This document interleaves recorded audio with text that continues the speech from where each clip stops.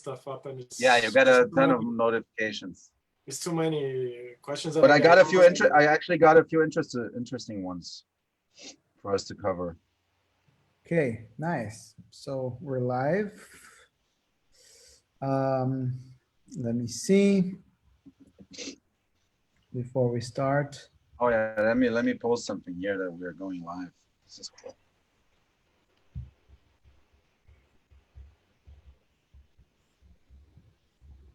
I actually got a few interested. Oh, that's Alex. Are we live already? Yes, we're live. So oh, shit. Wait a I'm not ready. There you go. Like pictures now. Let me take my. I don't even know where my Awesome. Doesn't matter. Hello, everyone. Hello, guys. Welcome to our 9th episode of Techno Talk. Today, hosting a very special guest, Mr. Hannes Bieger. Hannes, welcome. Thanks for having me, guys. Thank you so much for joining, man. Exactly. Thanks for accepting our invitation and just having some time for nerd out a little bit. Exactly. Okay. So let me check my pages. Is everything okay, Victor? Have you checked? Everyone? It's all good. It's all on. Everything is on. Hello, peoples. Hannes. Hannes, welcome. So you're in your studio in Berlin, right? Right. How is it being back?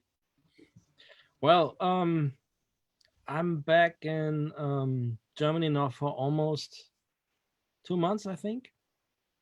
And that, of course, has been a really strange time for everyone, obviously. But I have the feeling some things are kind of going back to fairly normal situation here. I mean, I've been out in a restaurant for the first time last week, and I went to the hairdresser for the first time again yesterday. So there's a couple of things, which you can do again at this time, and it doesn't feel as weird anymore. I mean, we never had such a strict lockdown here like in other places in the world, and still it was like, I mean, in early mid-April, the streets were absolutely empty, and when you were driving your car to some place, nobody was in the streets, and it was just super weird, and it's a little less weird right now, of course. And you were kind of stranded, right? I mean, before you got to back to Germany. Tell us about that. Well, I was supposed to play my very first tour in the US. So I just got the artist visa in early February, and managed to get all the stuff done, and I was ready to go. I was actually booked to play Ultra Festival, which was a huge thing for me, obviously, and that had been canceled very early on already, but I decided I still wanted to go. This was early March, and by the time I left Berlin, it looked like all the club shows were still going, but when I arrived in the US, everything more or less got canceled, and I decided, this was long planned. There was a decision I made a long time ago to go to the Bahamas, because I didn't really have a proper holiday last year, and I wanted to do that. And by the time I arrived there, the US had closed the borders, which meant I couldn't even go back, and my onward journey was kind of So your first went up in the air, but it just wasn't up in the air at all. And then I had to figure out how to get back. How long did it take? Well, I had to stay in the Bahamas for minimum 2 weeks because the US not a bad place to be stranded, no?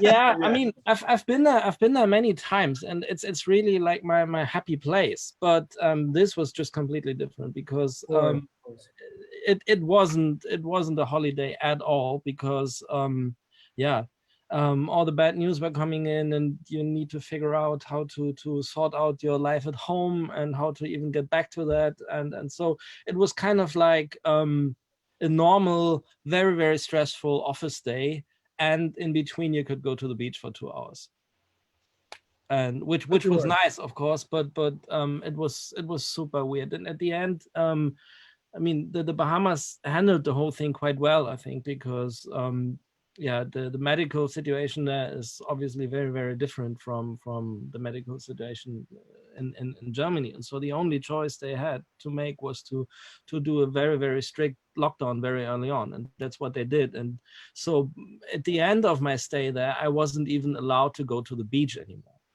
And this is weird. I mean, it's understandable, but it's also weird because on those beaches, on that island, you don't see anyone in normal times. You can take a walk for 3 hours and maybe meet 2 or 3 other people.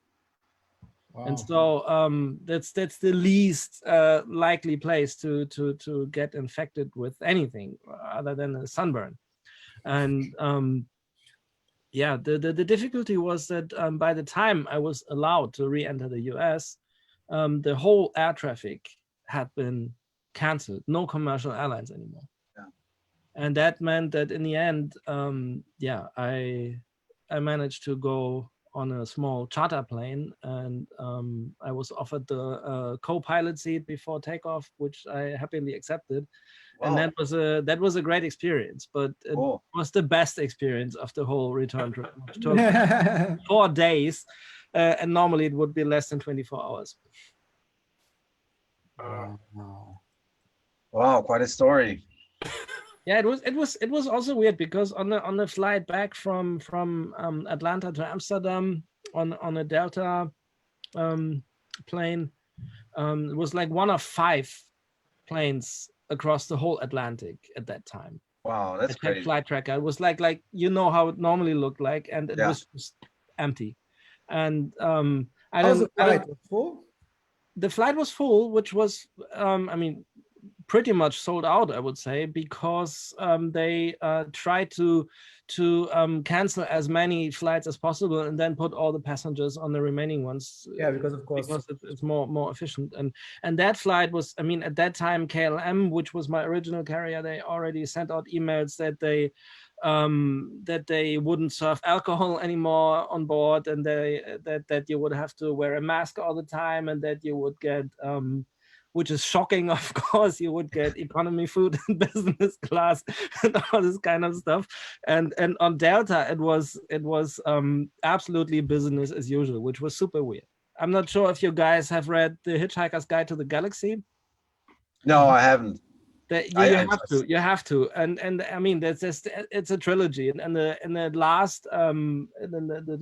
third book, there's a flying party, which is on some kind of spaceship and flying around the planet, and they never touch down, only when they need to stock up with drugs or whatever. And otherwise they just constantly party in the orbit around the planet.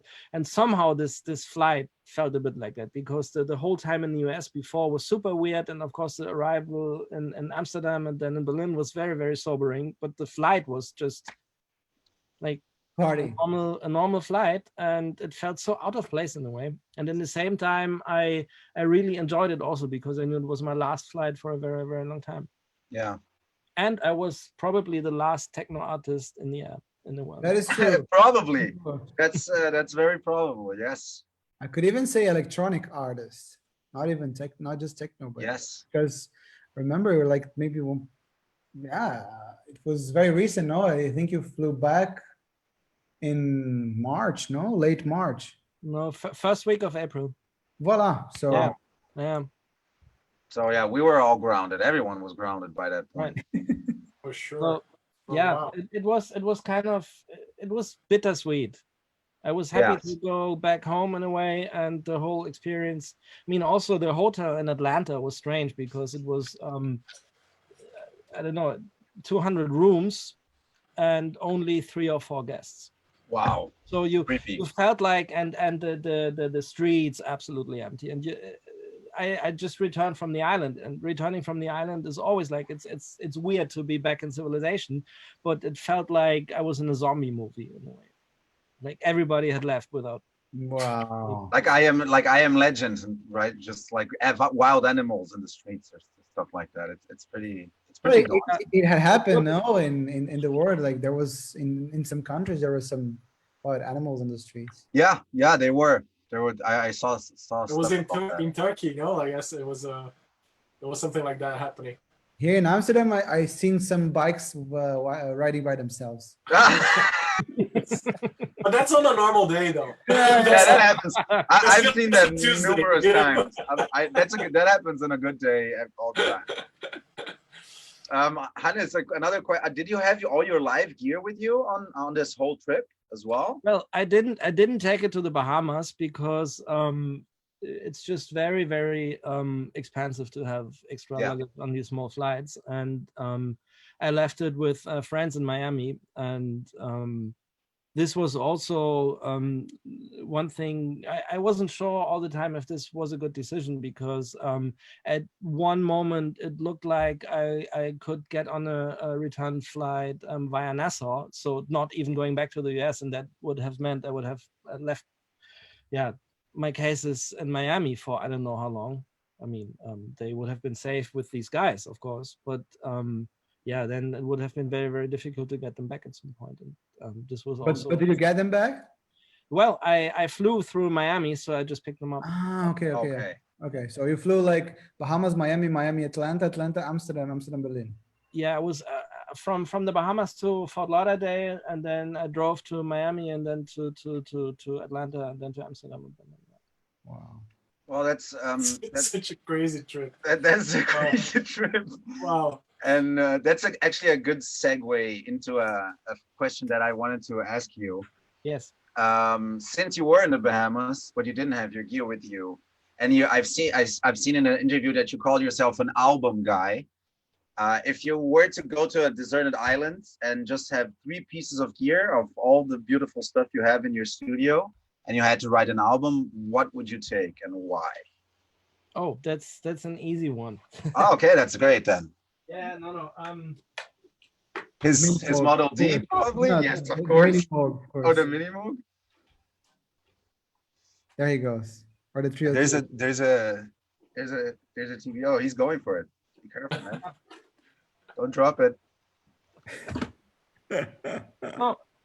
It fits. I hope it fits on the screen. Yeah, it fits. It's beautiful. Yeah, it does. Yeah, that's actually my desert island synth, I can say. It's really. So you would take this one, and what else if you could choose another 2 pieces of gear, or is that just all you need? That's it. If I can have only one, it would be this one for sure. It would be this But one. if you could have 2 more, which ones would you choose? It doesn't have to be synths though. It can be any piece of gear. Well, preamp doesn't make so much sense when you don't have any instrument. Yeah, that makes sense. I would probably. It's a tough one. I mean, it's an island, so I can't take a Fender Rhodes piano, and I can't take. You can take anything you want. Yeah, take anything you want. You have speakers and electricity. That's You're provided. gonna be stranded there, but there's gonna be beer as well. Yeah. Okay, no good. Well, I would probably take my modular also, just because of the variety that I'm getting from it, and the whole lot of ground that it's covering. And for the third one, that's tough. Maybe the 303 actually. It's a good choice. Fair, very fair. Yeah. That is I mean, honestly, between the 3, you probably can do anything with that setup. So. Well, this is the setup that I'm using for most of my stuff anyway. Like, yes, when it comes down to the major elements and most of my tracks, it's just that. Basically. I was actually gonna ask you that after this. Go for it.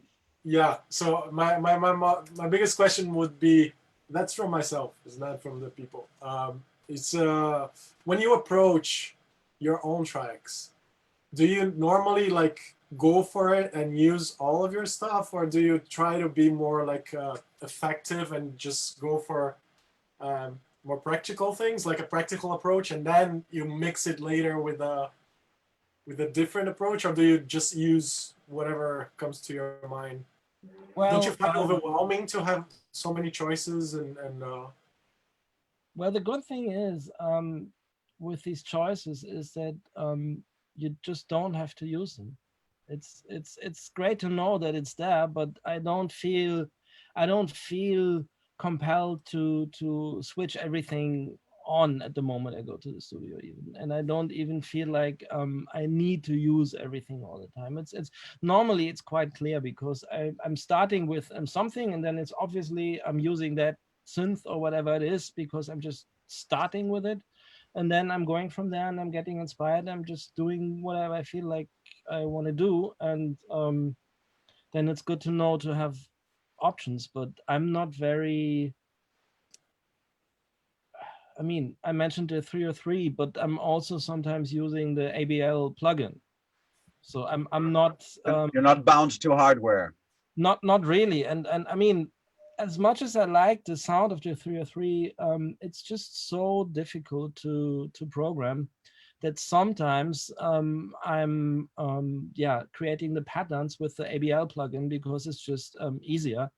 And then I rebuild it with the analog one in the end, or even don't do this because it works already and I don't feel I have to waste another couple of hours on transferring it.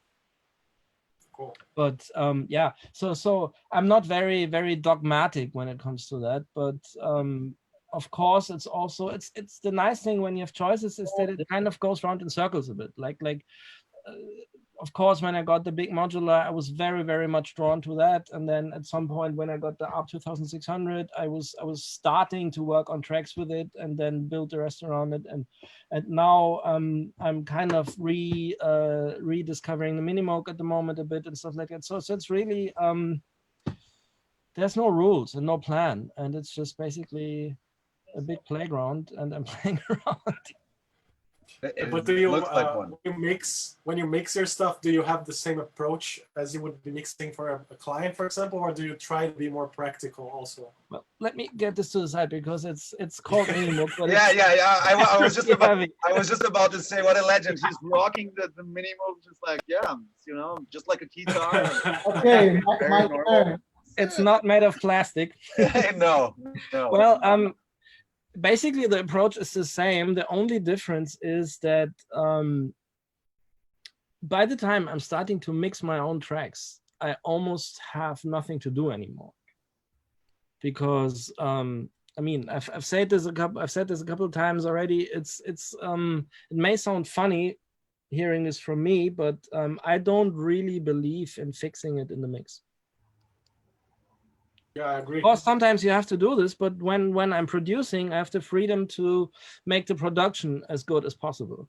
And I think when the production is as good as possible, you almost don't even need to mix it.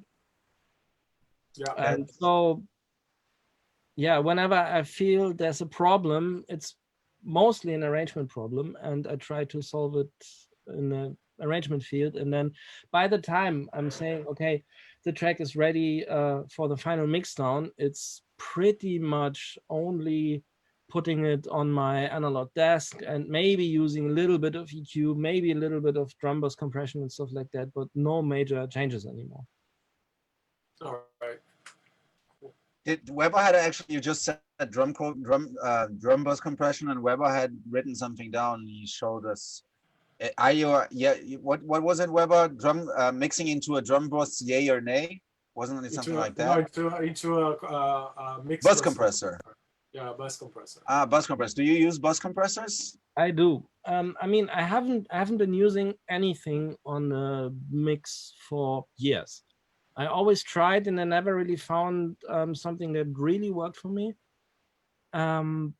And yeah, I just last year started to do a couple experiments, and I settled with the red one, the DW Fern VT7, which is now working as my mix bus compressor, but it doesn't really It doesn't really work so well. I mean, it sounds great, and I really like what it does, but it doesn't really work so well for drum code style stuff where there's too much rumble in the bass, because the sidechain just gets confused, because all it sees is constant bass and it doesn't know what to do when. So it reacts kind of funny. So the more dynamics and bounce you have in the track, the better it works, which means I have it now and I'm using it, I would say, on maybe 80% of the mixes that I'm doing at the moment. But the more rumbling, rolling techno it is, the less I would use it. But I still have the EQ, which is this one here, the Manutech on top, and I'm using this on the mix after the compressor, and this one is pretty much on all the time. It's Just a for tune. some It's slide. Tube, or is it tube EQ or? No, it's solid state, and it's basically it's an even more simplified Pultec, if you like. 2 knobs. Yeah, well, it's And some bass gain. Like it's a 1 knob for awesome, one for amazing. more. Yeah, exactly. Yeah, you wish. If that box existed, my studio was it was obsolete. We call it culture voucher. Yeah. Oh man. Yeah, And I then Yeah, guess but even when I'm using it, it's the needles are barely moving. So whether you mix into it or not doesn't make a drastic change. so. You would. I would say then that you're more into using more tools to just to add up a little than using one tool and doing everything you want with it. You know what I mean? Like using just one compressor and smash the hell of it out of it, instead of gain, for example, like gain stage or something like that, where you have different compressor sets to do different things on the same. You know what I'm getting? What's your approach there? I know what you mean. I mean, of course, it depends on what you do. For instance, if I'm working with vocals, I like this approach very much, where I would just put 2 compressors in a chain, and one is more acting like a peak limiter and the other one more like a overall leveler. And then I would probably also do some automation before it even goes into the compressors, and then maybe even some automation after the compressors. And of course, this is some kind of multi-stage working then, but on vocals you normally need a lot of gain reduction, and on the master in the mixdown process you don't need a lot of gain reduction. So for this half dB of compression that I'm doing, there's no use of stacking different units, because yeah, it's just a very slight touch of compression anyway. And yeah, I'm just really careful to not screw up all the clarity that I'm gaining in my setup with some distortion box on the master. And certainly I'm not going to use 3 or 4 distortion boxes on the master. Well, that does make sense. That is true. And Hannes, what would be like the gear that you bought that you really wanted to buy at some point, or I don't know, that you spent like, let's say, a lot of money, or not even that, but you regret buying it and you had to sell it? I know it's an unusual question, but no, it's a great question. I mean, you can also turn like a gear that you were disappointed, like you finally bought it or you got it, was like, or even tested it now, like it's not always like everybody says so highly about this, and then it's just like meh. Well, I mean, I don't want to be unfair, because you always have to see it in context. Like I really like this concept of I mean, when you it's different when you have your personal production studio, then you can do whatever you want, right? But as soon as you start working with clients and you have to meet certain expectations, you have to have a situation where you get more reliable results, or where it's not just about your own personal taste, but you need to cover some ground, and sometimes you need to do stuff that is not exactly your own personal taste, but still you want to do it, and because you know it's the right thing to do in a given situation.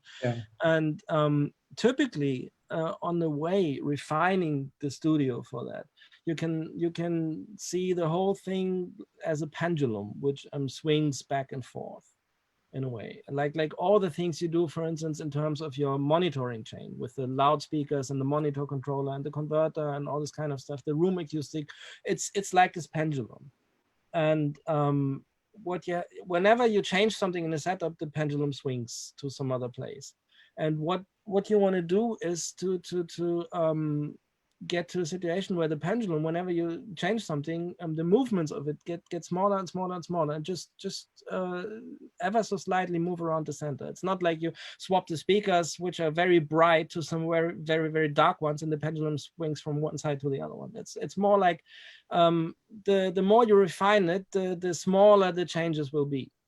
And this also means, like, when you're in a stage when the pendulum swings back and forth a lot, that also means that when you change something, you might completely reassess something else. And that might mean at some point you maybe got a very, very warm sounding compressor, because what you did always was too bright for some other reason. And then you solved the problem where everything was too bright, and suddenly the compressor that you got and where you thought it was nice and warm all the time suddenly is dull and boring. I get it. So what I'm trying to say is that the ground on which you assess the stuff and on which you make the decisions whether you find it good or you find it bad or you like it or don't like it, especially when your setup isn't as refined, this ground on which you assess the things can change and shift quite dramatically. And that means that something you really, really like at some point might be useless for you. Mm-hmm. Yeah, that makes sense. That's a good point. That is true. It's true, because yeah, I get it. And I'm in my studio here, I'm luckily way past the point where I have these drastic swings of the pendulum, and so I'm very conservative actually with the gear that I'm liking and that I'm buying. I mean, I'm not buying so much EQs and that kind of stuff anymore anyway, but that whole setup has been very, very consistent in the past 6 or 7 years maybe, and I might have been getting another super nice tube compressor which I'm using every now and then just because I like it so much, but the essential stuff in a way has been sorted out a long time ago. And so yeah, I can't really say that I've been really disappointed by something lately, but what I can say is that some perceptions do change a lot. Like, for instance, when I bought the Prophet 6, that was the first synth I bought after 10 years of not buying any synthesizers, because I was mainly focusing on mixing and not on production. And so I wasn't even into that kind of stuff so much. And when I got that one, this was pretty much around the time when I started producing again, and I really, really liked it. And I mean, I still like it a lot, but now I can say that there's probably only one track I ever did, which I wrote on the Prophet 6. Somehow it doesn't inspire me. Wow. In a way that I feel like I do something and this has to become a new track, something like that. I used to have the Prophet 8. It was one of my favorites, but I totally get it what you mean. On the other hand, I like it a lot for the final thing I add to a track to make it complete. I think it's very, very good for doing that. It's always easy to fit it in later on into the production. Yeah, right. And it's like the cherry on the cake. Yeah, exactly. I love it for that. Most of the time, that's where I use it. It's like, it's something. Prophet 6. like a final layer. That's interesting that you come to the same conclusion. Yeah, totally. I'm just checking eBay here as we speak. So in a way, you could say that I'm a bit disappointed with it, but I'm not, because it serves the purpose. No, it serves the purpose. It has a different purpose now, and it's great for that. And it has its own place in your chain. Like sorry?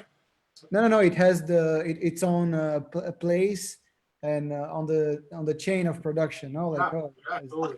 On the flip side, Hannes, what is there any gear that kind of blew your mind that you weren't expecting, that you kind of bought and you were like, oh, let's see, and then you were like, okay, I cannot live without this anymore, or maybe I don't know. It doesn't have to be immediate as well, but something that you maybe bought unpretentiously, just yeah, maybe let's see, and now it's such an essential part of your life, let's say, or your producer workflow, whatever it is. Yes, there's one. There's definitely, I think one of the greatest examples for that is the Moog Defam, the drummer from Another Mother. You know, this little, and I have to say, I'm not a drum machine guy at all. I used to have a couple in my life, but I sold all of them, and I was never really happy with them. Sometimes the sound was great and the groove was great, but I never really liked the fine tweaking of stuff. Like I'm so serious about tuning the drums and stuff like that, and I really find software samplers very, very, very comfortable for doing that.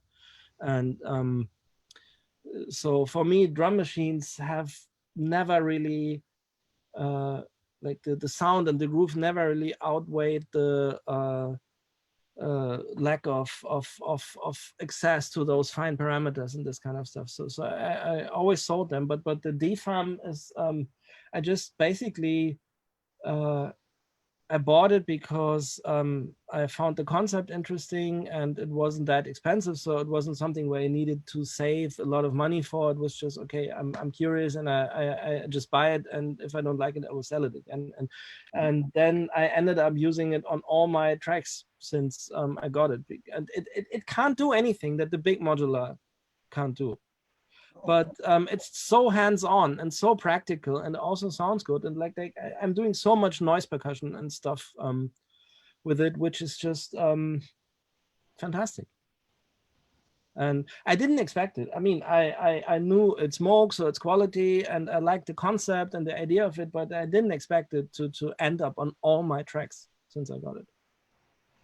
That is very cool. I wasn't looking into buying those because I'm not a huge drum sequencer, like drum machine thing fan. I mean, I like them, but it was never really my thing. I'm more into synths. But that actually, since you were talking about it and you said about your modular as well, I have a question for you that I think that is something that I got in my Instagram, that I think you're kind of known as a modular guy. Yeah, let me say one thing to the DFAM also, because you said, yeah, sure. I mean, it's not really a drum machine. It basically has a 8-step sequencer, and it has a noise, and it has 2 oscillators. You can do some toms with it. You can do claps, snares, stuff with it. Noise percussion, of course, but it's not like it is a drum machine. It's more like a drum synthesizer.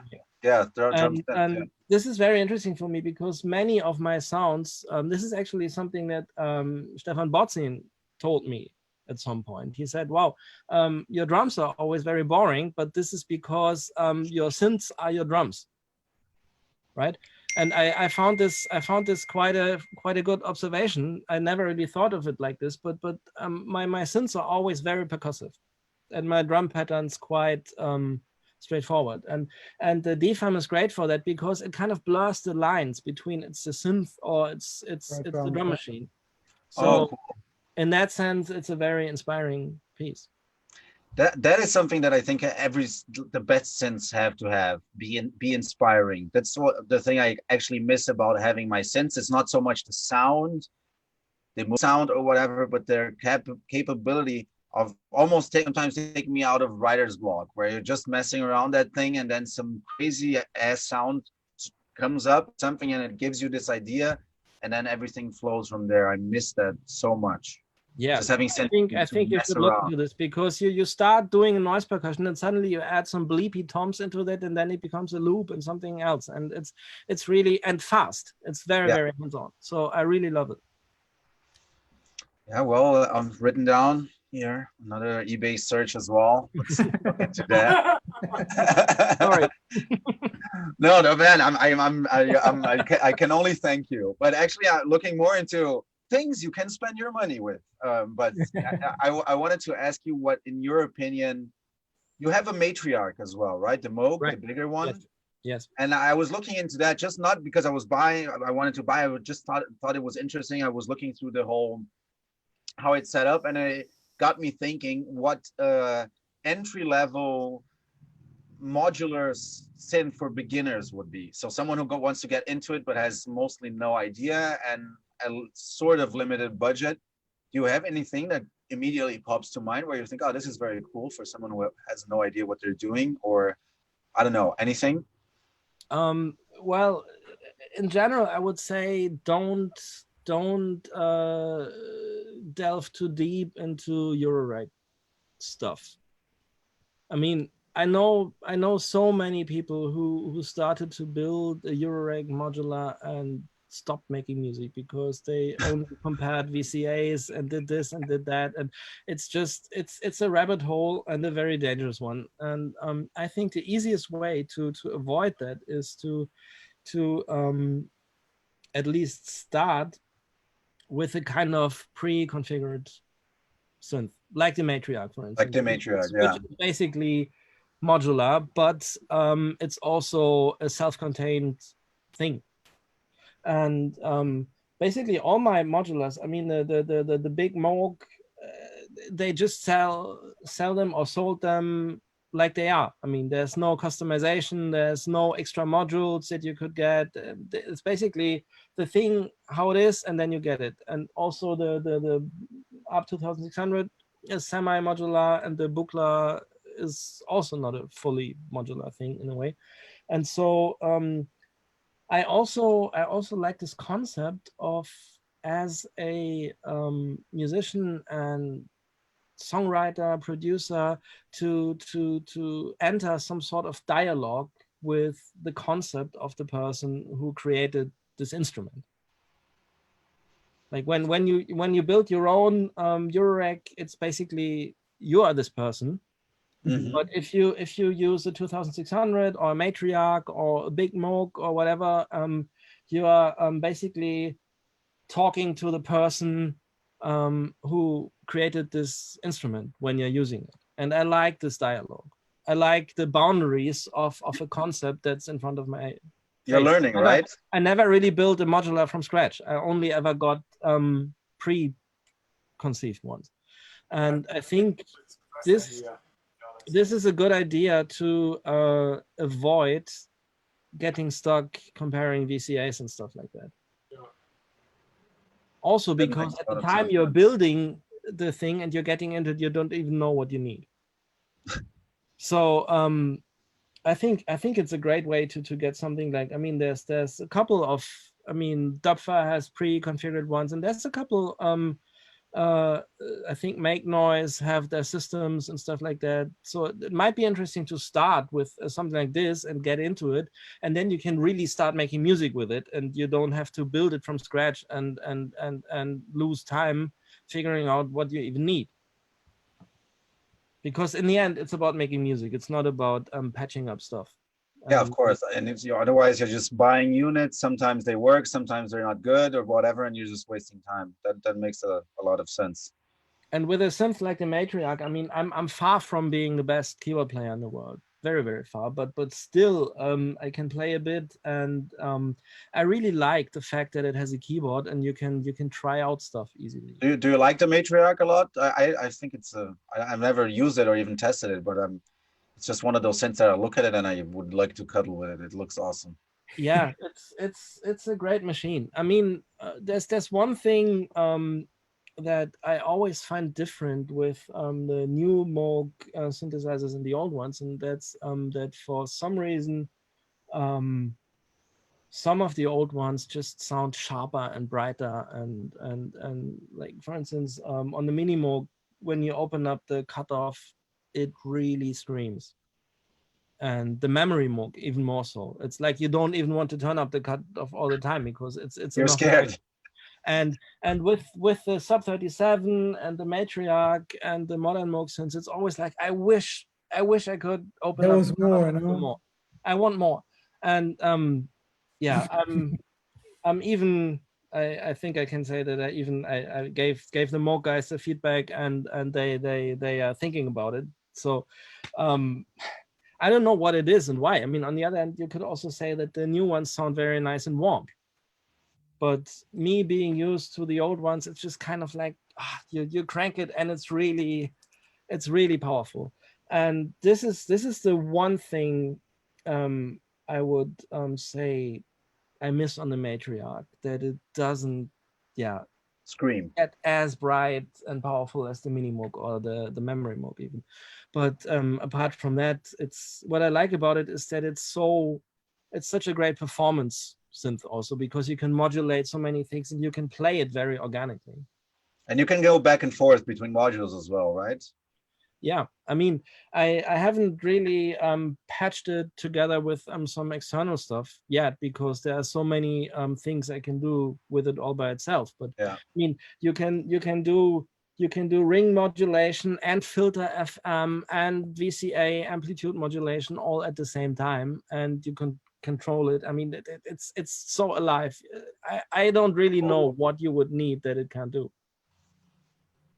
Plus, it has a super great analog delay built in. Great. Well, guys, my birthday is in a week. No, it's a wonderful synth. I really like it. That is great. Do you guys, Weber, Victor, do you have any questions from online or anything you want to shoot at? Hannes?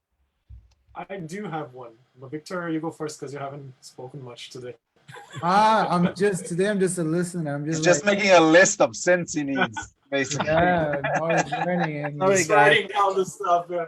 I'm just I'm with my notebook here. Aren't we all? Yeah, man, guilty. Okay, it became a sin. Yeah, now it's just it became a sin. Yeah. You see, that's it's already working. Go about. Well, I mean, what I wanted to ask is about the live rig. I mean, you have an extensive live rig, and if you could tell us a little bit about that. That's one thing, one part of the question. And the second part of the question is, you kind of almost got into it earlier in the conversation, but you travel with that stuff, and then you, I mean, it's not super long ago that you started to tour with the Live X, but you've had some experience already. I think enough to answer the question, which is how difficult it is to do that, travel with all that stuff, and then have a regular touring schedule, and then managing it back with the studio time and having clients and all of that stuff. Yeah, well, for the second part of the question, it's correct that I basically really just started touring more right before this whole Corona thing has grounded us all. So yeah, I've been really doing some kind of soft start and gaining experience and getting into it, and now it was really picking up, and now it's just on hold for I don't know how long. So yeah, I did have some experiences in all directions already, and I can say that for me it was never a choice. I mean, I've been discussing this whole thing with many people, of course, and this is something that not many people know. I used to be a DJ too. Okay. When I moved to Berlin, and when I was like 20 or 21 or so, I basically made a living DJing a couple of nights every week. But the thing is that I never really played electronic music. Like, I have a nice record collection with a lot of soul and jazz and this kind of stuff, and I was playing these records. So I wasn't really into beat mixing all the time. It's a different way of DJing, but I actually did it a lot. And of course, the question came up like when I started to make music again. I knew I wanted to present this somehow, and I think it doesn't make sense to produce house or techno and then not go out and play, whether as a DJ or as a live. I mean, you need the feedback from the audience to improve your production, and you kind of need the whole experience, and also I mean, on another level, I mean, there's many labels which wouldn't sign an artist who isn't even touring, because from the whole business and marketing point of view, it doesn't really make sense to I mean, this wasn't the deciding factor for me, but it's something that at some point, of course, is part of the whole question also. But yeah, when I decided to do something live again, it was clear I wouldn't be DJing, because yeah, it wouldn't have been felt it wouldn't have felt right to me. And there's so many great DJs in the world, and I didn't have the feeling I would be able to compete with them even, and then it's kind of pointless when you have the feeling that what you're doing isn't improving the whole thing, and you don't have anything special to give. What's the point of doing it? And then also in practical terms, I mean, I don't have to tell you guys this, but you just need a lot of time searching through new tracks and figuring out what you want to play and what you want to try out and what becomes part of your set and the tracks you want to play. And to me, really, this never really was so appealing, the thought of having to do this. Because the time I would much rather use to play in my studio and create music. And so it was obvious that I would do a live act. And then, of course, it was obvious that I have some reputation to lose in terms of sound quality and stuff like that. And so I just wanted, I didn't really want to make decisions based on this idea that it doesn't really matter because it's only live. This wasn't a thought I wanted to support, and so yeah, from that point it was quite clear that the whole thing would involve some heavy equipment also. But this is also, I mean, you have to put it into perspective, because I started out as a guitarist, and when I played my first shows still back at school, I used to carry, at one point I even had one of these big Marshall half stacks with a 4 12-inch speaker. Can you carry those? Yeah, I mean, it's heavy stuff. He has the love for carrying heavy stuff since he was a child. That is heavy. I'll explain. Yeah, so when you're used to Carry this thing. That's my Yeah. That's what you should use for live. Well, but at that time it was just, if you travel with a band, you just have a ton of stuff. The whole drum set and the bass amp is always the worst part because it's the heaviest thing. And so for me, even the 2 flight cases I'm having now, it's more than many other people are having, but in comparison to what you would have as a band musician, it's still almost nothing. And so for me, that's good. You set such a high or low standard in that term that now that whatever you carry, it's like, okay, I've done so much worse. This is nothing. This is all fine. I can carry. I think the magic boundary is, are you able to carry it around all by yourself or not? Yes. And I still am. I can hop on a train and drive to some other ride the train to some other place in Germany and play there, and I don't need anybody to help me with boarding the train and stuff like that. And so I think yeah, having more stuff than that wouldn't be feasible in a way. And of course I had experiences like equipment not arriving and needing to sort that out, and it's kind of, if you do it like this, you have a lot of trouble that as a DJ you don't have. Like, first of all, you arrive in some place and you have to wait for hours at the bulky luggage counter at the airport to get your stuff. Then you have to go through customs. Then you have to do the sound check. And usually sound check means that the venue is trying to fix their sound system. and you wait and wait and wait and wait, and then you have 5 minutes to do your own stuff, and then they're like, can you please go on because we need to open the doors. And by that time all the restaurants are closed and you need to get some fast food because you don't have any other choices. Yes. And so yeah, life as a DJ can be easier, but I mean now, right? Because back in the day you have to bring like all these big crates of records. right. And there's Yeah. still DJs doing that and taking their bags up to the 5th floor in some Berlin building every day when they come home. I mean, it's still happening, but not so much anymore. But I have to say, the feeling of playing the Sub 37 through the SSL, through a Function One or whatever, it's like it gets me all the time. It's magic. I can bet. Yeah, I can only imagine. It's like when you play a bass note and you crank the filter, and it's kind of like, oh yeah, you know Right. why you're doing it. This is Sparta. Exactly. Awesome, man. This is so good. Now today I'm bringing just weird questions. Oh my God. Hannes, well, as you know, me, Alex, and Weber, we're all Brazilians. Right. And I know that you're a very big fan of Brazilian music. Right.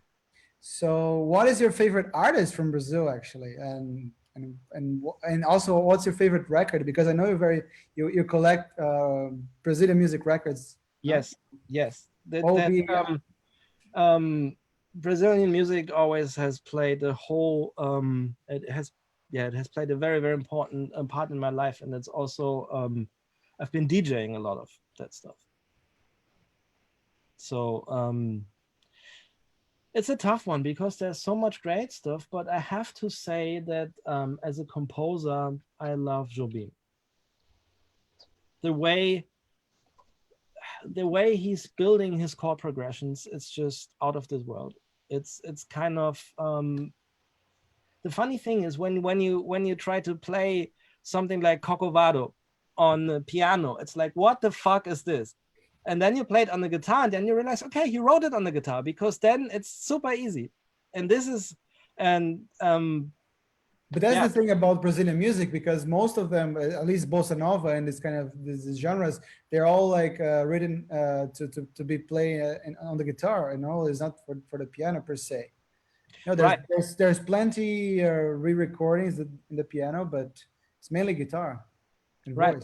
So I really like those compositions, the chord progressions and the melodies, it's just hauntingly beautiful. I'm in love with that. And I mean, it's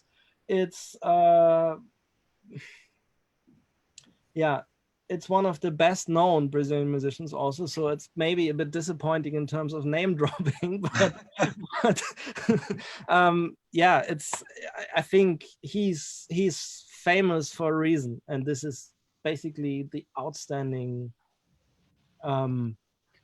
compositions.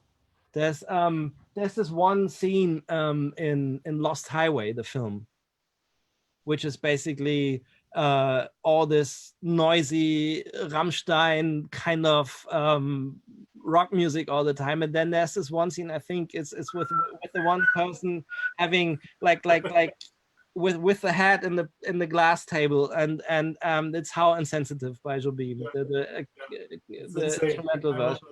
And that scene is just incredible, and the tune works so incredibly well for it, in between of all this hardcore music. And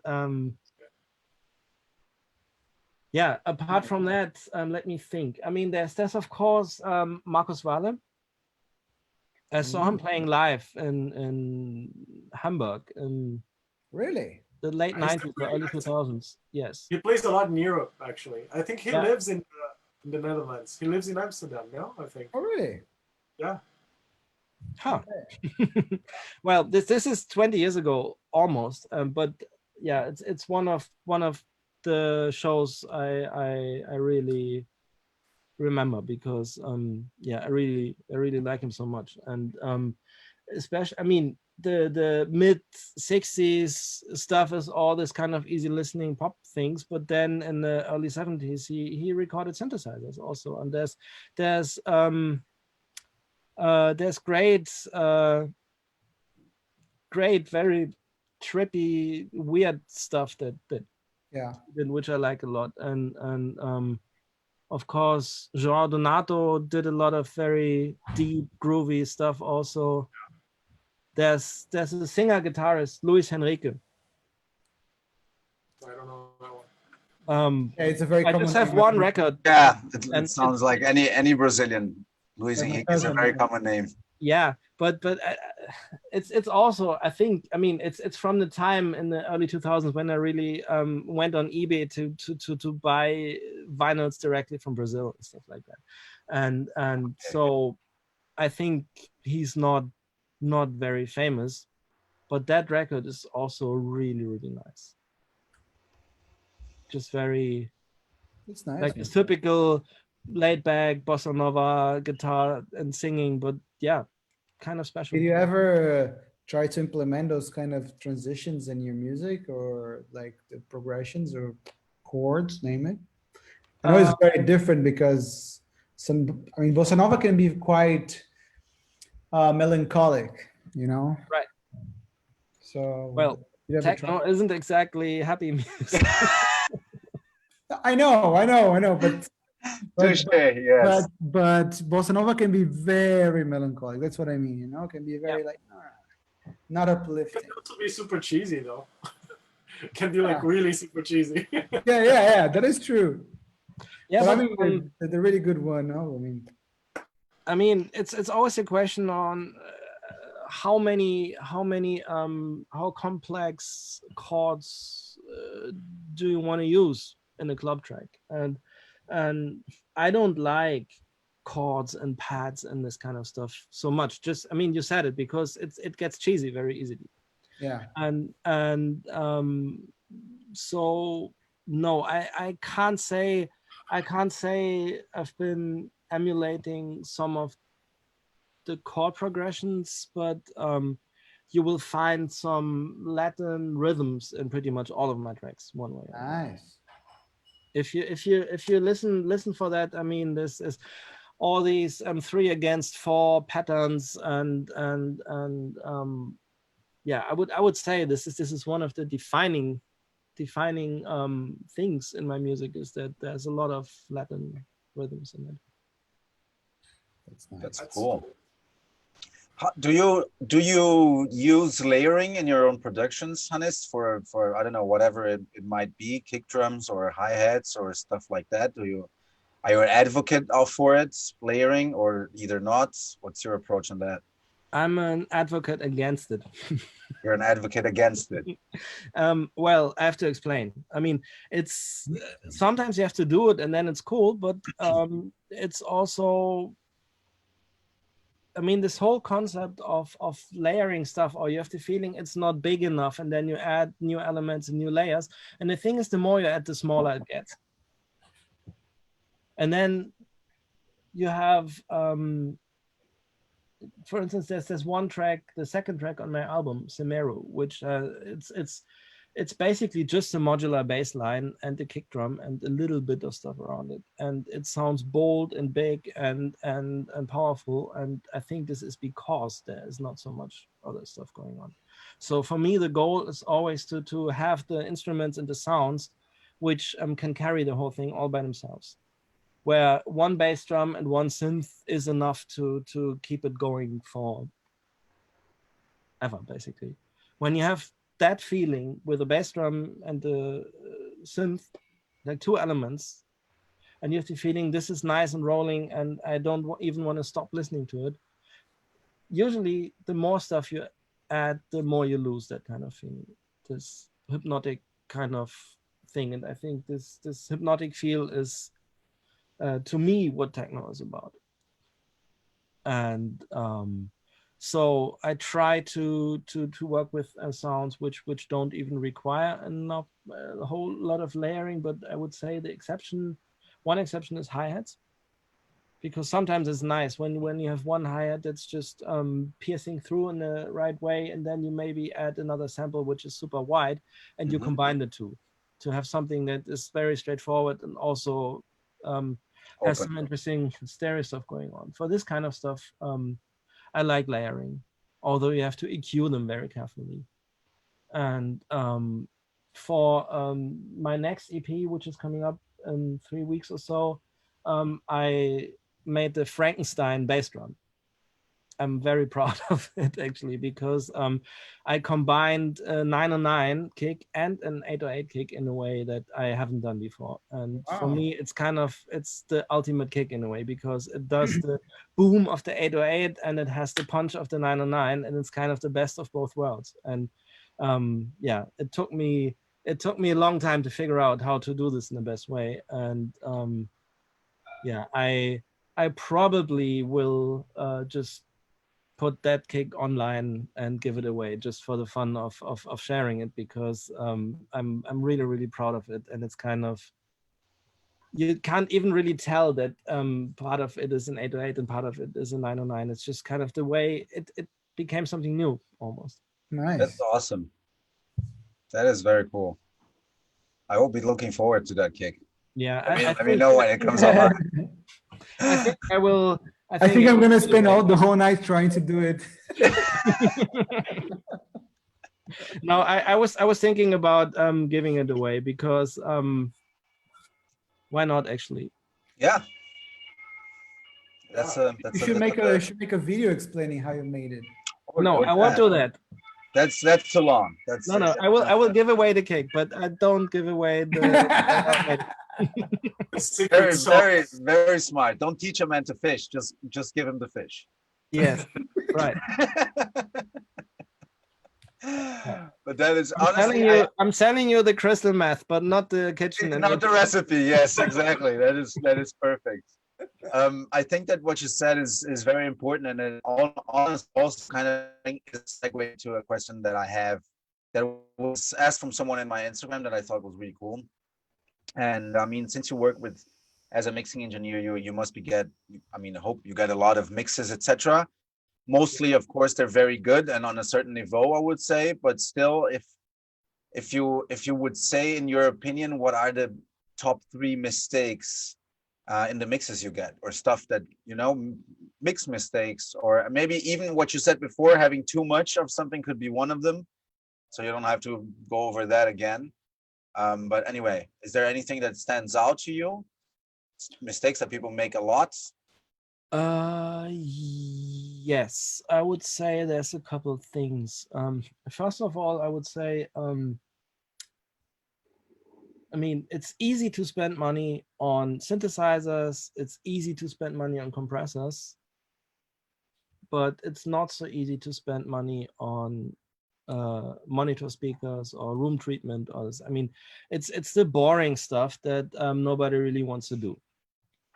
But if you ask me, it's the most important stuff. So I think one of the biggest problems is people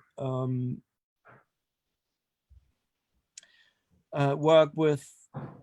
I mean, it's one of the reasons why they go and have somebody else mix their stuff. So I can't even blame them.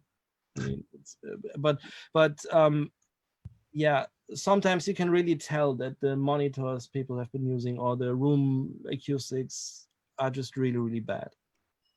And then you can't really make decisions. Yeah. So one typical problem, for instance, is that people have, I mean, for a number of reasons, but they have too small monitors with a 4.5 or 6-inch bass speaker, which means that the fundamentals of the bass drums you can't even hear on these speakers. Yeah, for sure. And I don't have to tell you that the bass drum pretty much is the most important instrument that we're using. And when you work with speakers that can't even play back the fundamental frequency of it properly, then it's like you're building a house on a foundation that you can't really see. So this can be a problem. And also sometimes people say, yeah, well, I don't need so good loudspeakers because I'm just arranging and I'm giving it to you for mixing anyway. And I said this earlier, I don't even spend a lot of time on mixing my tracks because I spend all the time on arrangement. And I think it's really, really important to have good speakers or a good monitoring situation when you're arranging, because only then you can tell if something's missing or something's too much in a certain frequency range or stuff like that. And then you have these mixes or these productions where you have 3 bass lines and 5 chords in the lower mid range, because apparently the people have a big hole there and they are filling it. And then you listen to it in your place and it's just basically super muddy and only lower mid range. And that's the trouble. That's a big problem, I would say.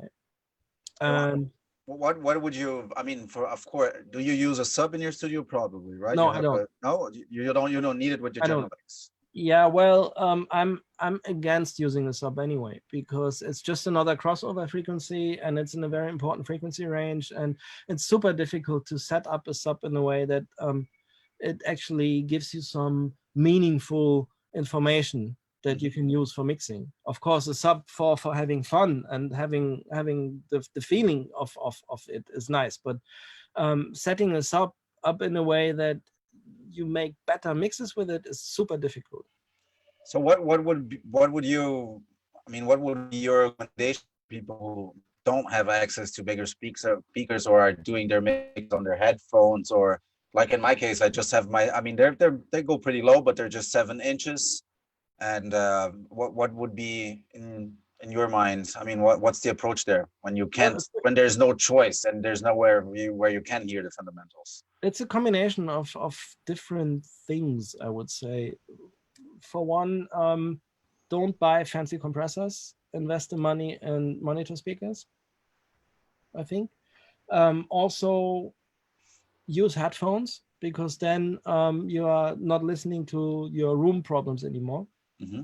And of course, the headphone might have its own problems, but they are going to be less bad, especially in the bass, than an untreated room. So I think this is getting good headphones to work with is important. And also, I think working with a reference playlist is important, with tracks that you know well, and you know they translate well and they sound good in every club or venue that you're playing them. And so you can use them as some sort of reference, where I'm not saying that you should use them to copy the sound picture or steal the idea. It's more like the balance between the bass and the mids and the highs. Yeah.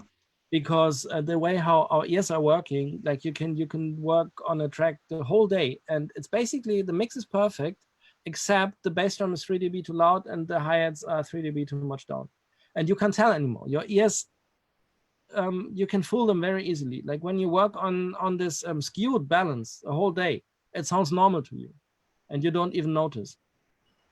Your ears adapt, right? Yeah, because the ears are adapting. And so when you listen to your reference tracks in between, and all of them have less kick drum and more hi-hats, yeah, you might be on a good path detecting that you have to rebalance the whole thing. And this is something that I think is also really important. Do you do that though? Like, do you in your room, like, do you use reference tracks yourself? Yes, you do. Sometimes? Yes. Yeah. Yes. For your own, I mean, for your music, when you're writing music. Not when I'm writing, because then I don't. It's more for mixing. Okay. You don't want to get ideas confused as well, or No, I actually meant mixing, but your own tracks. That's what I was meaning. Well, yeah, I'm using references even when I'm mixing my own tracks, because I'm not immune to this thing either. Like when I work on something for a couple of hours, I need to check my perception as well. So that's human, that's normal. Yeah, I think reference is key. That's something I say a lot as well. I mean, even if you have absolutely terrible, shitty speakers, if you're listening to the music you like long enough on that, then that's your reference, and you know how a good bass on a shitty speaker sounds. I mean, of course, it's not as easy as, of course, just going in there and making it. But I mean, I've seen examples of people who don't have good monitoring, but they have just spent so many hours honing and sitting in and listening to a reference and always having that reference where, you know, okay, this is how it should sound more or less. Right. And that, I mean, if you don't have any, if you don't know the sound of your room, or you just move into a new room or whatever, I think that reference is absolutely key. all the time, man. Actually, I mean, it still is for me. I use it a lot as well. I use that reference all the time. It's super important, and I think you will be pleased to hear that all you guys are part of my reference playlist. Oh, holy shit! Yeah. Wow, thank you. Okay. That is a very high standard, man. Thank you. Okay, very see much. you all. Just drop the mic and Good for tonight. Thank you. Thank you. I think on this Yes. this high tone we can finish the conversation. This is wow. This is amazing. Yeah, really. This made my Very day. flattered, man. Thank you very much. No. Thank you for the music. It's just, yeah. Awesome, man. This is very, very cool. Just made my day. Yeah, but this is really cool insight also for a lot of people that always ask this, because we like about referencing tracks and stuff like that, because it's great to hear that, you know, like a master engineer like you uses referencing as a tool for getting things right, you know, and it's really important to know that, because I don't think a lot of people are very clear about that. No, the thing is, I agree. The more you know your room and the more you know your speakers, maybe the less you need it. But and I also realize it's kind of there's a daily form, if you like. There's some days where I'm just really feeling in charge, and I know I'm making the right decisions, and then I'm double checking and I made the right decisions, and then there are days where I'm like, what the fuck am I doing here?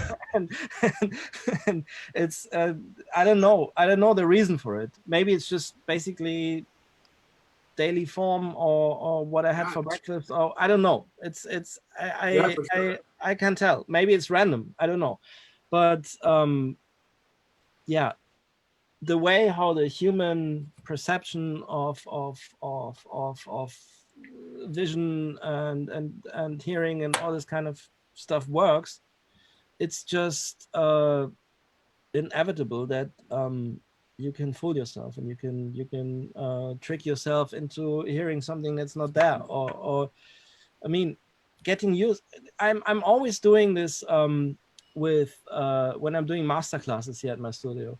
I'm always doing this test. This is really funny because I have these 3 pairs of speakers here, right?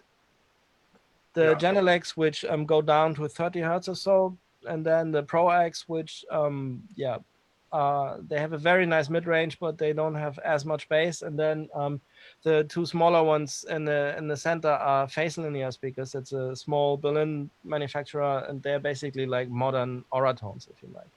And usually I'm working for techno, I'm working on the Genelecs. And so what I sometimes do with a client here is I play the Genelecs, and then I go to the Pro X, and then I go to the small ones. And after a while, the small ones are sounding really big and fat also, because your ear is kind of reconstructing the fundamentals and stuff. And then I go back to the Pro X, and they sound super bass heavy. And then I go to the Genelecs, and they sound like, what the fuck? It's boomy and big and unbalanced. And you're like, how can this even be good? And this is just because you got used to the smaller ones right before, in the matter of 2 minutes or so. And this is basically proof for how fast your ears are adapting to a situation. And the most experienced engineer isn't immune against it. So you have to reference. Do you do like a warm-up before a mixing session? Do you like listen to a few references, or like even to the speakers themselves before you jump into the mix, or you're already kind of used to? Some days I do, and then on some days I don't. It depends. I think a lot of people don't realize as well that kind of ears, just like many other things, they need calibration after a while. Right. This is something that took me a long time to understand as well. That sometimes, you know, especially when you're starting out, you're doing like 12-hour sessions or even more, and you're just into the night until 6 a.m. or whatever, and then you don't realize where everything sounds like shit on the next day when it sounded so good before bed. Yes. And Weber always said that something about that on one of the talks we had, that he takes breaks. This is something that I started doing as well. Even when sometimes I'm super into it, I just take a quick break or whatever, or just go back to the balcony, or just I don't know, just go do something else for 15 minutes, or even open Spotify or whatever and just play some other kind of music just to, Right. Because yeah, your ears, they're like almost like some sonar works stuff where they're kind of just balancing over time, they're balancing stuff out and just making everything kind of smoother. And then you at one point you're just like, yeah, everything sounds awesome, even if it's terrible, but just because your ears are kind of ironing everything else for you. So right, it's a thing. It's a really important thing to consider, and it's a very, very good important thing to remember also. I mean, for example, I don't have a coffee machine at the studio because I mean, I need a little bit of coffee every now and then, but I always have to go out to get it. And this little break of walking around the block and getting some fresh air, and it's very important. Yeah, it's very important. And also, obviously, in my reference playlist, there's not just electronic dance music. There's same here. Film soundtracks and rock and jazz and yeah, this is actually something that many people they don't get, or actually they even ask me, or everybody, I think, like, what do you guys listen when you're home and or for to inspire you or before you start a session? And I mean, I never ever maybe a bit, but almost never listen to techno at home to get inspired. I only listen to, I don't know, many things, but techno. It's right. I think it's otherwise you get, as Alex was saying, no, you get too influenced like directly. So I think in a way to get outside the box and try to think differently, I think the best way is to listen to something that is completely different and maybe even opposite of techno. You know, you listen to rock, to even pop, you know, bossa nova. Yeah. Yeah, why not? I think I only listened to techno when I kind of ran out of ideas, and then I maybe put someone's sets that I love or like. And yeah, but then like say listen when I'm cooking or doing something. Exactly, not directly sitting on the computer studio, and exactly. No, I let my subconscious work for me, and that's what I kind of like to do. You know, go out for a run and I'll keep that set. Exactly. And I'm like, oh, this is awesome, and then I'll write down or whatever it is. But usually, other than that, I don't really listen to, you know me, man, as well. I mean, I don't, rock is mostly my thing. I was listening to No Doubt these days. It's so, I mean, the track Hella Good is so well mixed. I even thought of Salata because he was with me at Just Music when I heard that track Hella Good on these speakers on the new Donia audios, and I was instantly in love. I was like, oh, wow. And I love that track ever since, just because it made me fall in love with my speakers. And it's an awesome track. It's very well mixed, by the way. So No Doubt, guys. Sometimes it's good as well. Sounds like a guilty pleasure. Almost, yes, almost. I think I just confessed something.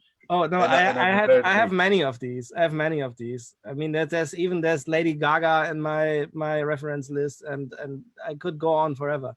Yeah, it's amazing, man. The production, the exactly everything, the mastering it's amazing.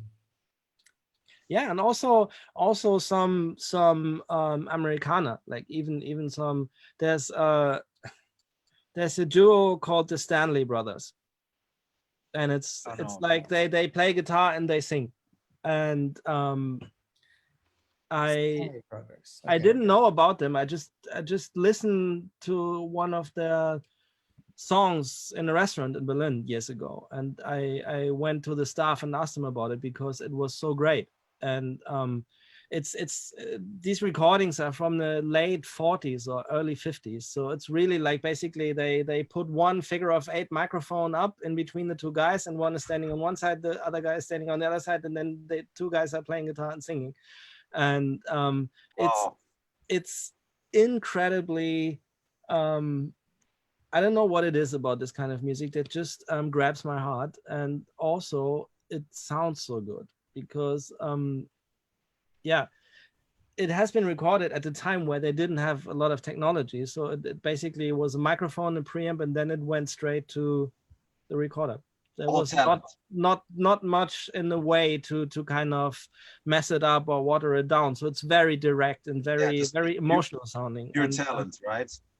yeah, it's just kind of the emotional impact that it has is just incredible.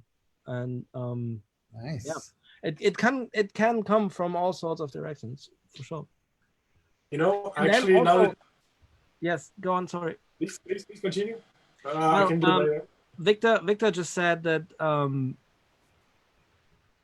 I mean, yeah, he isn't listening to that much techno, and I mean, I can say the same. And I mean, it's obvious. I mean, I admire all you guys as producers. So I'm sure when I'm saying this, I'm not saying this to you. But in general, I sometimes have the feeling that our whole industry sometimes is a bit too self-referential. Like something comes up and works well, and then there's so many others trying to take advantage of that and making a different version of it, or the 50s remix of a classic that has to be done again and stuff like that. And it's kind of to me personally, I mean, if it works for other people, it's okay. But for me personally, it's just boring in a way.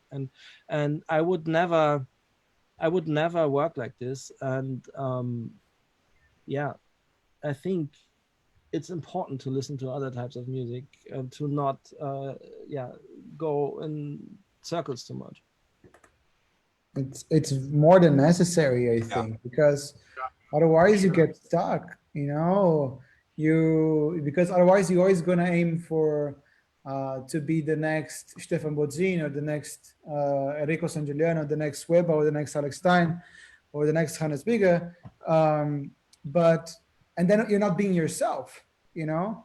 So that's why I always tell everybody, all the new or not so new producers, like, just listen to other stuff, you know. Don't think that because for that producer it worked, that for you is going to work as well, you know. Just be yourself. There's already too many wannabes around there. Just be yourself, you know.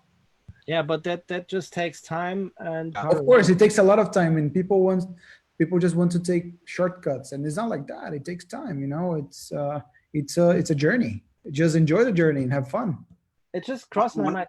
Sorry to interrupt you, but you've been asking about the Jobim thing, and I think if you think about it like this, the melody and A Million Souls in the breakdown, I think the way how I played this is very Jobim actually. Okay. If you listen to it again, it's kind of these few soft notes, basically the way how they are jumping around.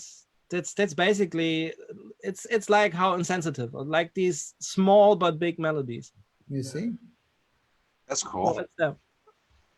No, what I was gonna ask you before, when you mentioned the Stanley Brothers and how they were recorded and how they capture your attention and your feelings. When you were doing the series for Sound on Sound that you traveled and then you did the pictures of these. Oh, that's amazing, by the way. Sorry. That was an amazing series. Yeah. And did you come across any like special piece of historical gear that you haven't heard of it before or haven't seen anywhere else, that was like there hidden in a corner or something in those places? Well, it's basically the reason why I started doing this, because I'm the biggest fanboy. Okay. I love instruments and studio equipment and studios and legendary productions, and of course, I mean, the question is how much time you have. No, but one thing that was really Abbey Road still has the original piano that was used to record Penny Lane. Wow. I played a couple chords on that piano, and shut up. It's just really, it's like, what the fuck. Or at Capitol Studios in Hollywood, you go to the basement to the original echo chambers that Les Paul built. Wow. Yeah, inside these echo chambers, and you know that Frank Sinatra's voice has been bouncing off these. They also still have the U40s. I mean, it's a U48 basically, and they have Sinatra's favorite vocal microphone still and stuff like that. And still we're making techno. No, I mean, No, it's, I'm joking. I'm it's joking. inevitable. You come across so much. Some of these studios, it's amazing. I mean, there are studios which are just basically incredible, and it's not always the big ones. Sometimes it's there's one of my favorite places is in Hollywood. It's a small studio, but the rooms are very old because it was built in the 30s already. And the guy who's in there and who owns them now, he makes a lot of soundtracks for computer games like Red Dead Redemption and stuff like that, and also film soundtracks and stuff like that. But he also tours with very, very interesting artists, and his collection, for example, is just mind-blowing, because most of the stuff isn't even in the actual studio rooms because they are small, but then he has a big storage next door, and then there's the drum set which Frank Sinatra's drummer used on stage for 15 years next to the vibraphone, one of two vibraphones which have been used for recording pet sounds, and you don't even know where to look first because it's kind of like, It's overwhelming, I imagine. Where do I start? Yeah. Amazing. So yeah, it's that's basically the reason why I started doing that, because I figured out, okay, when I do this, that's my ticket inside all these places, and yeah. What else do Are you you want, right? planning on keep doing it later, like once traveling resumes and stuff? Yeah, well, I mean, it's kind of it used to be easy to go to LA and shoot a new studio every day of the week because there are so many, but I've seen them all by now, or almost all. And that means whenever I need to, whenever I want to shoot a studio, I have to go to a place, like to a city, just for that studio. And there's a lot of traveling and a lot of effort to do it. And yeah, basically, I oftentimes take my camera stuff with me when I'm touring or doing whatever, and even on holidays sometimes, and just try to visit studios on the way whenever I know that there's an interesting one. And Studio sightseeing. yeah, in a way, yeah. That's cool. And your favorite one was the one in LA, the small one you mentioned right now? Or? It's called Electrovox. Nobody really knows it because it's not one of the big legendary ones, but if I was to make a record outside my own studio, this would be one of the top 3 places I would pick, probably. What are the other two? Good question. Ooh, good question. Have you been to Sound City? Yes. How'd you like it? The rooms are fantastic.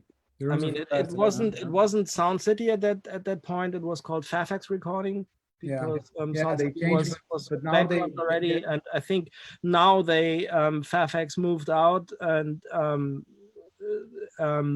it's basically called Sound City again. But the rooms were still, and it's a nice place. It's a nice studio, but yeah, it has gotten a lot of attention because of the film and everything. But yeah, personally, probably I would love to record something at Sunset Sound in Hollywood because of the history with the Stones, Exile on Main Street, and all this kind of stuff. I mean, there's Prince has been in there, and Led Zeppelin, and it's just, yeah. And it's also a fantastic story because it used to be a car repair shop, and cool. there's some interesting bits and pieces of history because the floor in the big live room is not even, which is of course great for a recording studio because the walls are not parallel, and the wall is not even because they used to repair cars in there. And whenever oil was dripping out, they just they made the floor a little bit uneven so that the oil could run off drain. So it's kind of interesting that some of these legendary studios there was not much thought. They just made them, and then they were great, and for funny reasons. And so this would be definitely one. And for the third one, wow, it's amazing, man. It's difficult. I mean, there's so many great places. Any studio in Europe, like differently from that? there's a couple of really nice studios in France. There's one just outside Paris, which is called La Frette, and that's in an old mansion. Ooh, It's nice. a villa, and they have a super nice nave in the basement, and the recording rooms is basically the salon, like the big living rooms with all the I mean, it's an old French mansion turned into a recording studio, and this is a very nice place also. Wow. Yeah, that must Then be. there's another funky place near Manchester, Eve Recording. Booker Shade did an album there, and this is also nice because they have a lot of old BBC equipment and stuff like that. So yeah, there's a bunch of interesting studios for sure. Do you spend a lot of time looking for old gear online? Like, are you one of those guys looking for like super rare stuff on eBay Kleinanzeigen or stuff like that? Or I used to be one of those guys, but I'm not anymore because I don't really need anything anymore. No, it's no, I just don't do it anymore. Also, anymore. I've had my share of frustrating experiences and like I missed an ARP 2600 in the late 90s. This was pre-eBay, and I missed it because somebody else called the guy first, and I think it would have been the equivalent of 300 euros. Oh, yeah. Oh, yeah. So stuff like that. But then again, why invest in Tesla? Just go back in time and buy Synths. That's all you need. We only knew the 1176 you see up there. It's a vintage blackface, and this is, for instance, I got it for 1,000 euro at the time when they were like 2.5 or 3 already, because a friend of a friend sold it and he needed money at the time, and so I made my share of deals and missed deals and stuff like that. And gear dealer. Yeah. No, I don't do this anymore because first of all, I mean, right now I don't have money for that anyway. Yeah. And then it's yeah, no, I rather spend the time making music, to be honest. Yeah, I mean, you have a lot of gear, and it's I mean, mostly it's just to find new interesting stuff. But of course, sometimes that can be disappointing. Sometimes it doesn't work, or it wasn't as whatever you expected. And I think you have your hands full anyway with all your modulars and your big Moog system. And by the way, is it a reissue, or did you buy like no, older reissue? It's a reissue. Yeah, it was. I didn't even plan to buy it. Did they? But do they ship to Germany? No, you probably had to have it shipped from the US to Germany by someone else, right? No, because there's a German distributor for Moog. Oh, okay. I mean, or there used to be one. I mean, I'm not sure how exactly it's not. Maybe I've heard something like that, changing the whole distribution thing. But they always had a distributor in Germany, which means which I think always used to be the biggest Moog distributor anywhere in the world outside the US anyway. And so the system I got actually was the one that was shown on the first Super Booth. Ah, okay. 4 years ago. And when I made up my mind and I decided that I wanted to get it, they said, yeah, look, we have this one in stock from the Super Booth and the Musikmesse, and you can have it for like a little discount because it used to be on the trade shows already. So back up a little. How was that decision made? Because you said when I made the decision. So go through what was the thought process? Did you have your hands-on? Did you have hands-on experience on one, and you use it and it was like, oh, okay, I need this in my life? Or was it something that you always wanted? Or how did that happen? How was the decision made? Well, I have to say that there was a time when I was kind of agnostic towards modular synthesizers. I mean, back then when I played in bands and stuff like 25 years ago, you knew that modular synthesizers existed at some point, but I didn't really care for it because all I wanted was stuff that I could take on stage. And my first synth actually in the 90s was a Moog. It was the small black Moog Rogue, which was the cheap version of the Prodigy, which is the cheap version of the Mini Moog. And I was dreaming of a Mini Moog in the 90s already all the time, but I could never afford it. And so I always loved the sound of Moog. This was always my thing. And then, yeah, I knew back then modulars existed, but I didn't really care for them. And then when I got into mixing, I started to hate modulars because most sound or many sounds people used to do with modulars were just way too complex to work in an arrangement, and it was always difficult to work with modular stuff mix wise. And then yeah, I think that the whole thing was I was looking for an ARP 2600 just out of curiosity, remembering that I missed this cheap one back then in the late 90s. And then I realized, wow, they are 10,000 euro already when you buy one from a proper dealer. And this really got me thinking about modulars a bit. And then the whole story is this was around the time when I was also thinking about doing my live set and stuff like that. And my studio is very close to the big Just Music shop in Berlin. And so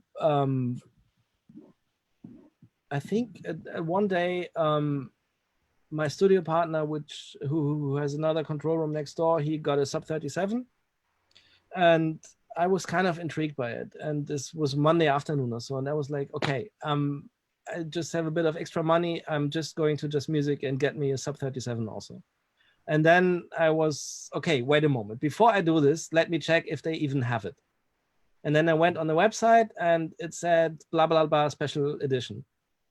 And I didn't know that all Sub 37s are called blah, blah, blah, special edition. It's just, or like Robert Moog Tribute Edition. It says something like that. Yeah, I didn't know that. But then I said, okay, I have to go to the Moog website and find out about the different versions, because I don't want to just spend money and then later on realize that I got the wrong one. And then I opened up the Moog website and the modular came into my face. You see, it's all destiny, man. Yeah, and then this was maybe 1 year after they did the reissues, and at that time I read the news, but I didn't really kind of relate to it in any way. And then I didn't go and buy the Sub 37 on that day because I was starting to think. You already, in the back of your mind, you already knew. That's the worst part. You're like, okay, I'm not going to buy this because I'm probably going to be buying. To cut the long story short, in the end, I got it, and yeah, I haven't regretted it 1 second. That is amazing. That is the best part. You know, I mean, the thing is that the only problem is you kind of have to come up with the money in one way. But even that isn't really a problem because you can always sell it for at least what you paid for it, I think. Yeah, of course. So it's like even if you would, like you said, invest in this, invest in that. I mean, even if you think of this as a plain investment, I think probably it's a good way to spend money. Absolutely. Even if you would have to borrow all of it, I think it would be a good deal financially. Yeah. And so whatever you do, you're not losing money. And then, of course, you get all the inspiration from it, which is the most important thing, obviously. And then, of course, as somebody who's offering professional services like mixing and production, all this kind of stuff, of course, being able to offer access to a machine like this is very, very nice also. So if you can write it off your taxes and whatnot. So there's basically only advantages. Getting it's a win-win. Yeah. Win. Did you get a lot of? Did you get a lot of people? Do you get a lot of people that come in just for that sound, or that want to come and make your sounds, or I don't know, will pay for studio hours just to use the Moog? I don't do this. Oh, okay. You could. No, I'm not a museum. I mean, I'm getting many messages of people who are like, well, yeah, can we stop by and have a look? And I'm but like, that's good to know, because I also thought that you do it, you know.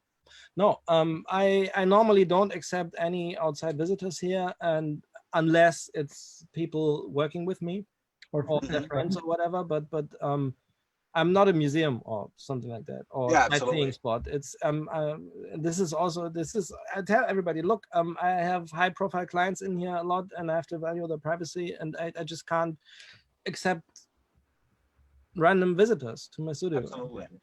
And on top of that, I don't even have the time to do this, and I don't want to give away the exact location of where I am to people I don't know. And I mean, there's a number of reasons why I don't do Yeah. this. And yeah, so it's I can't tell if there has ever been anyone who came to work with me just because of that. I don't think so. Okay. I don't think so. But it's certainly like, I mean, everybody who is here is kind of like asking about it and asking for a demonstration. It's a conversation piece, at least. Yeah, well, it is because you can't ignore it's there. Yeah, exactly. The elephant in the room. So, what about this huge thing that you have here? Okay, I was waiting the first 10 minutes not to state the obvious. but- Finish the mix already. I want you to play me something.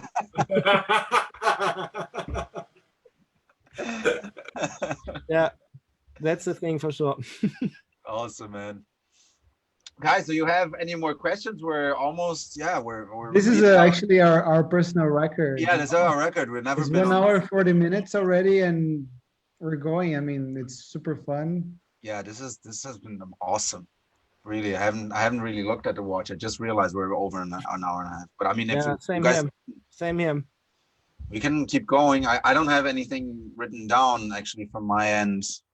Let me see if I have stuff on Instagram that people want to know, or we can just continue talking as well. No. Do you have like favorite saturation plugins or stuff like that? Do you use saturation plugins? Yes. I mean, I think there's basically two ones. That's the decapitator and it's the culture vulture from the UAD. Oh yeah, double. Yeah, I love those as well. They're, Have you ever tried the Combinat from Audio Damage? It's really good. I think you posted something about it at some point, right? Yeah. Yeah, I never really saw it before, and I remember I made a note that I have to try it. Yeah, it's yeah, I have to get that one as well. Victor was talking about it. It was a suggestion from Dan, right? Dan, yeah, from Dan. Yeah. Really good. Yeah, but yeah, I love the Culture Virture, and it's yeah. I wish I had more DSP, just so I could use it on all the channels, or at least don't have to bounce everything because it eats literally like 70% of my DCP. Yeah. It's ridiculous. I wish I had the original. Oh yeah, or even that. I mean, yeah, that's another luxury. I'm still using the old Mac Pro. It's from 2010. Oh yeah, I see it right there. Wow. Yeah. So I don't have that much processing power either, but I have. Oh, let me see it. I'm in the way. There's the original Culture Vulture. So ooh. Yes. Ooh, dropping bombs. Yeah, it's one of the pieces I couldn't. I mean, I'm not using it every day, but I can't live without it. But you have the UAD version as well, right? Yes. How do you? And it's great. I mean, you own both. How do you think they compare? I think I don't like this question. I'm sorry. No, I don't mean it like that. No, it's just that the hardware ultimately. I mean, it's not about which is better. It's not digital versus analog. What I mean is, I didn't mean this to be rude. It's just that. No, absolutely. And I think it's in a way it's pointless to compare them because the use cases are so different. I mean, you would use them for the same things, but I usually go for the plugin when I don't have time for the hardware. And then the plugin is also kind of okay. You know what I mean? Well, that's a good answer right there. I mean, you know, it's or at least if people are comparing the two, if you go to the plugin because it is comparable, good enough because you don't want to spend as much time setting up the real thing, then I guess it's good enough, I would say. Yeah. like I said, with the ABL, the 303 plugin, sometimes I just start developing the pattern with it, and then I end up not replacing it with the real one because it's okay. Still, the real one. Sometimes I wish I wouldn't have been lazy and have replaced it. But for instance, on this remix that came out in February on Sane Records on the Tube and Berger label, the one that went to the Melodic Top 10. This is a real 303, and I think you can tell it's a real one. It's just rolling so nicely and so dirty, and it's kind of, yeah. This is why I would take it to the island. Well, yeah, that was a good setup for an island album, I have to say. I would love to do that as well. I mean, it doesn't have to be an island, but anyway.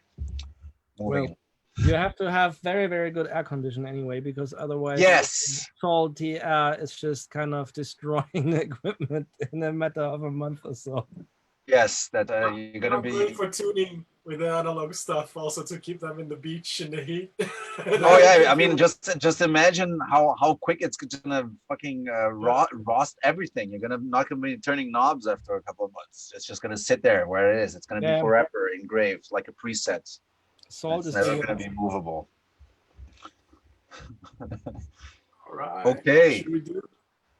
Should we wrap this up, guys? What do you feel? Yeah, I have to run out at some point. So I mean. Oh yeah. So I think this would be the ideal thing to do now would be just to meet downstairs for a beer.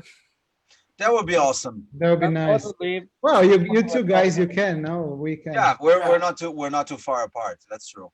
You know what? I need a guest from Barcelona because everybody's always speaking about hanging out with the guests. I'm up for it. I never can, but I guess next week I get to do that. Absolutely, and I mean, dude, you're more than welcome. You know, you can step by anytime. I can't. I know right now you can't, but once it's allowed again. From 1st of July, you can. No, go on. Yeah, soon we can travel again. So exactly. And we can all meet up for a beer. But Hannes, really, I would so love to have this exact round of people in person with a beer. Absolutely, let's do it. Definitely. It'd be amazing. Definitely. We will. I'm down. We just have to do it whenever it's possible.